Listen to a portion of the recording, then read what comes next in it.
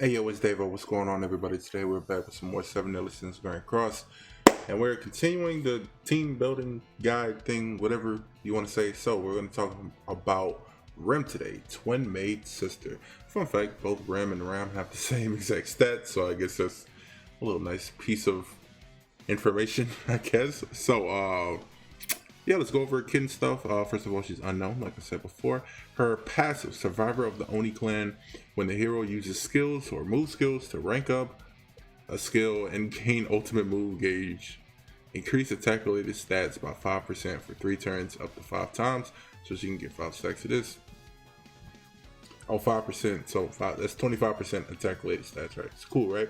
If there are if there are 5 or more ultimate move gauge orbs, recover 30% of max HP. I feel like that's good because as soon as you get her ultimate, she can just like boom, I'm back 100%. Well, not 100%. You know, like she's at 50%. She's gonna be at 80, so she can survive if she keeps getting her ultimate. I think that's great. I like that part of her passive, and the fact that she gets buffed. I think she's a great PvE unit, like fantastic. I haven't used her. I haven't even really watched any PvP gameplay, but this is like based off like how I imagine you would build a team. So she has Amplify, she has buffs via her passive. Okay, Amplify. On top of this, with attack related stats, she's gonna be doing nutty damage. Inflict damage equal to 325% of attack on all enemies, and decrease ultimate move damage by 50%, and restricts ultimate move effects for 2 turns. This can nullify anything. Like, let's say Elizabeth, right? Her ultimate. She recovers HP of allies by 30% of max HP, and this I guess this is a secondary. Wait, restricts ultimate move effects. This is an effect of her ultimate, right? She puts up a shield. That's an effect, so she could just like completely shut that down and shut down Ellie. It's kind of nutty. Actually, I said I haven't seen any gameplay. I did see gameplay. I lied. I forgot. but yeah, she can completely shut down anybody if they don't have debuff immunity. So I'm not excluding the one. The one is poopy. We don't care about him. Talk about everybody else. Talk about the rest of the game. Okay. Her ultimate inflicts shatter damage. Most likely you probably go out for 1/6, so for 20% damage on all enemies. Shatter with these attack related stats, I think is a fine combination. She has Jericho link, so she's gonna be doing nutty damage. If you have a sick Jericho like Derpy, shout out to Derpy, you're gonna be good. She also has resistance with Escanor. If you feel like she's a little bit squishy, I guess you can go that route with him. So her team, I'm telling y'all, I think Gother probably gonna be on every single one of these teams.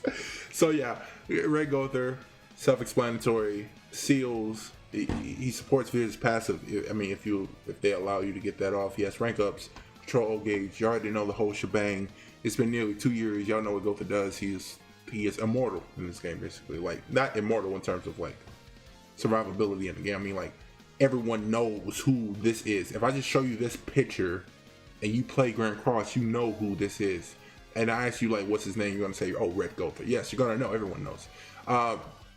Another pick, if you want to be cheesy, just bring back Mono Red, right? You can Red Gother, Arthur, and Rem. Think about it. Think about it, bro. Come on. Think about it. Mono Red coming back. I don't know, bro. You know, you do the get the level 2 turn 1, bro, and then you do this with the rank up, basic stats 30%, bro. It's like what, 4 buffs or something like that. That's 3, and you get debuff immunity, so it's 4, and then Ram can get 5 or so. Think about how much damage she can one shot anything. She can theoretically if they bring out any boss that allows you to buff. I would say Mono Red Defo is the way to go. If it's like one of those bosses where it's 4 of your units on the field, right?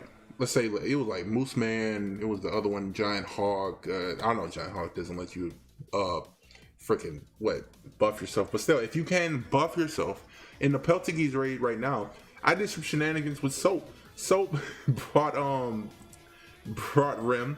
I brought Red Arthur, and it was a fun time. She was hitting for over 1 million. It was nutty. It was bonkers. So if you want to just do some shenanigans, I would say, yeah, sure. Why not? Why not Red Arthur? You know, cool. Like, why not have some fun? Also, Ram, I think she's going to be on every freaking list of like one of these videos I do. She's fantastic. Increase unknown allies, basic stats by 20%. She stuns. She has rupture. which kind of combats this too. I'm maybe not so much with assault mode melee, but I think if you run in the front, you could combat it because she has the stun, she has the rupture. They're most likely going to be running Droll. Who knows? Speaking of Droll, on to the next selection. I think Droll, possibly. REM with Droll.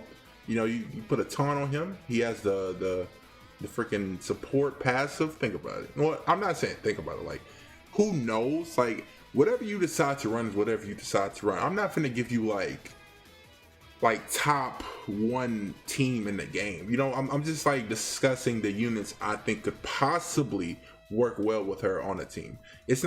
I'm not saying like this is gonna get you the champ one, but who knows? It could possibly, depending on how well invested you have these units.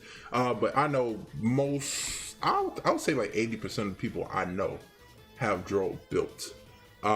He's good. He has stuns. If you can, come on, bro. You have control with the petrifies. You could take the attention off her with the taunts, bro. It sounds like a good thing, and he has the charge ultimate, so it could possibly work. Who knows? You got the seals, you got the stuns, you got the buffs, on him to help him get harder, and then that passive goes to her, so her attack related stats are flying through the roof. She has 25%, and he gets what? 3 resistance stacks.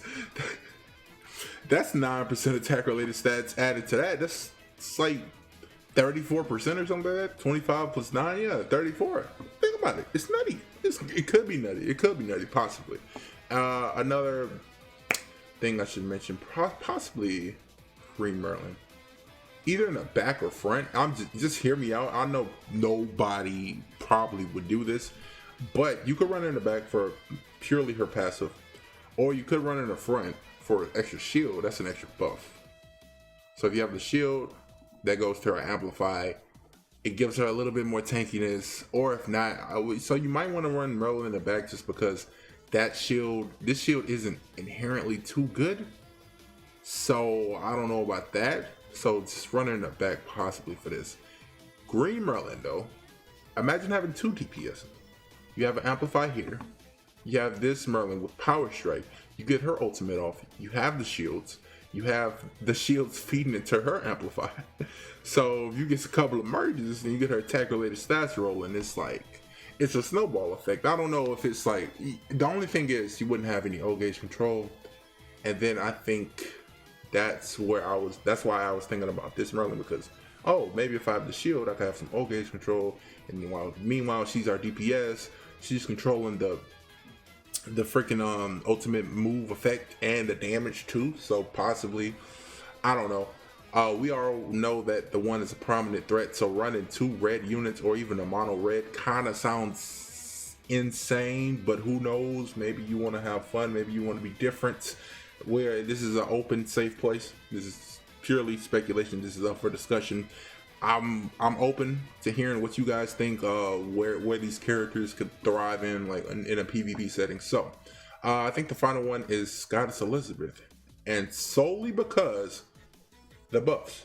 That was the only thing I was thinking about. The ultimate, you get like what, 2-3 buffs or something like that. You throw on the shield, that's 4 buffs. On top of that, she gets what, 5 from here. 9 buffs with amplify, bro. Stop it. Forget it. Theoretically, it sounds good all until you bring it into practice, and that's where like investment comes in. So if you have like a REM with no UR gear, no cosmetics, I don't know, maybe depending, your other characters could carry. Maybe you have a maxed out Ellie, maybe you're freaking Rose or something, maybe you have a maxed out Goth. You probably should have a 6/6 Goth.